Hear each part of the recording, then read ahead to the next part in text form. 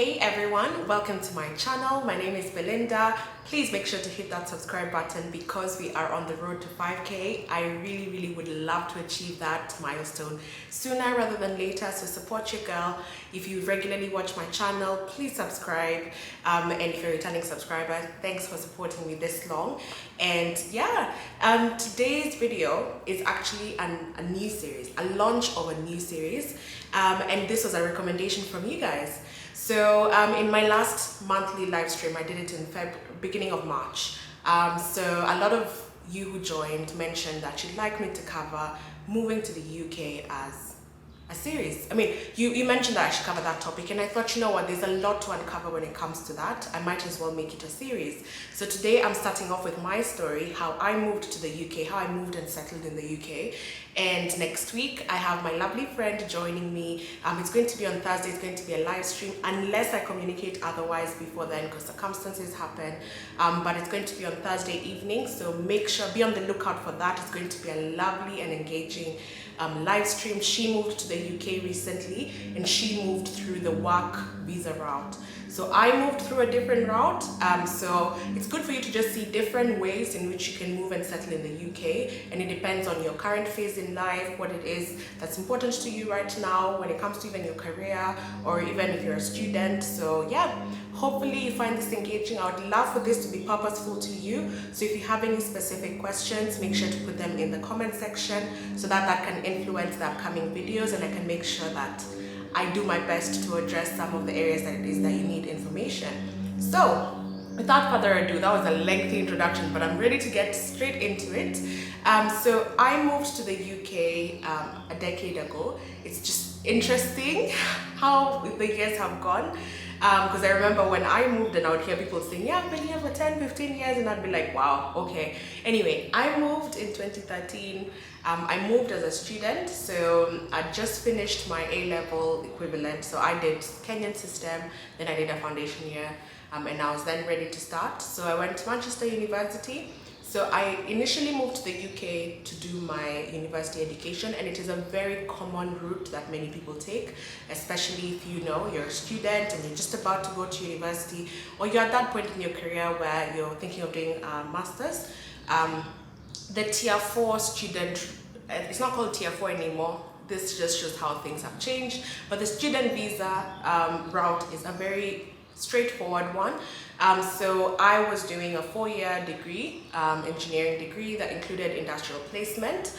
And when I did a placement, I think I've even done, I should actually tag my video where I talk about my placement, like doing placements and all of that in my career series.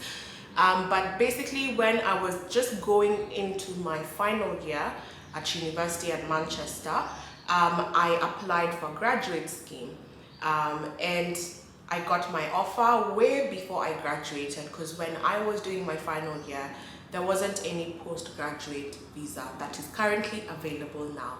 So right now, things are much better. Once you go in to do your degree, as long as you finish your degree, then, and I'll actually make sure I put some text here of what are the other minimum requirements needed for a postgraduate visa. But the main thing that I know off the top of my head is you need to finish your degree.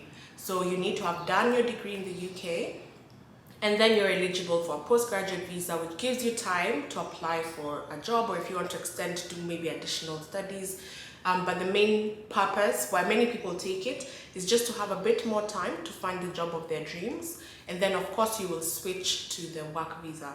So I didn't have all that. For me, if you did not find a job within 3 months of graduation, go back home. And a lot of my friends went through that. They had to come back home. A lot of them came back home because, you know, finding a job in 3 months that will sponsor your visa is very hard. Also, that time, employers weren't issuing out work visas, work sponsorship visas, as they are doing now, because then it was before Brexit. So now with Brexit, even European nationals need a work visa. So it's not a weird thing anymore. It's not something that, because it honestly used to work to one's disadvantage. So for me, for example, I'd apply for a job. The minute they see, there used to always be that question, do you need sponsorship or visa? And the minute you answer that, you can't proceed with the application. So a lot of vacancies I couldn't go for because they were not sponsoring visa. Now there are a lot more job opportunities than there were at that time. And we'll cover this in more detail next week because my friend actually studied in Kenya, did her university education in Kenya, everything in Kenya, started her career in Kenya, and she came direct to the UK by getting a job opportunity here. So she'll walk you through the whole process, and it's just evidence enough of how much easier it has gotten to get a job that can actually sponsor you, and especially when you've not studied there, because of course if you studied there you're more of an advantage than someone who has studied here, because they tend to prefer their own qualifications, as you would expect. So yeah, for me, I just didn't want this to be a lengthy video because I'm not too sure what are the bits that you'd like to know. So please engage with me in the comments because I'd love to do a Q&A on this topic so that I make sure I am touching on the things that you actually care about.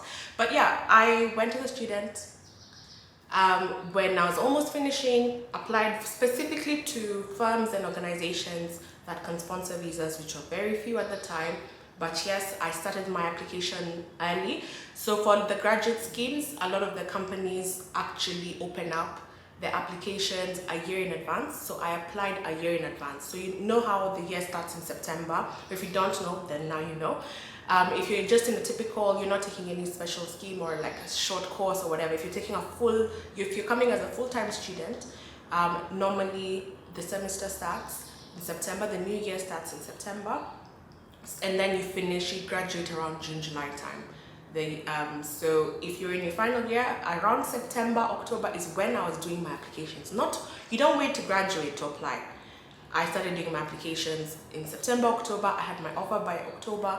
So I was already set and I knew that, okay, I could now settle on my dissertation because I know I have my job and I can put all my focus on just getting the best grades ever.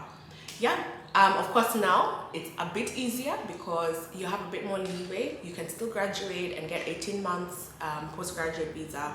That still allows you a lot of time to get a job. But you know what? You might as well just get started early. It doesn't stop you from still applying a year in advance, so that you just switch direct. Like you don't even need to go through the postgraduate visa.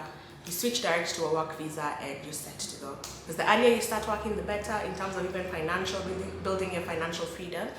Yeah.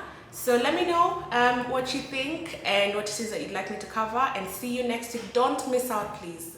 It's going to be a lovely live stream and I expect it to be very productive, very informational, educational.